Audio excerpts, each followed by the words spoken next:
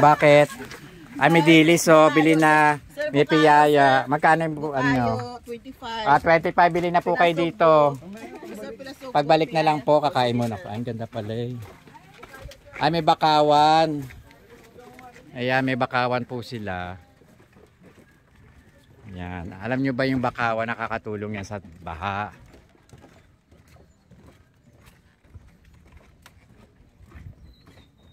Kaya lang ang dumi, hindi sila naglilinis.